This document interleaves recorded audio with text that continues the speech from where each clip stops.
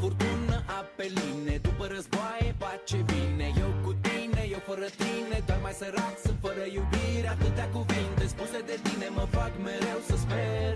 În viața pierdută am și câștigat, dar am rămas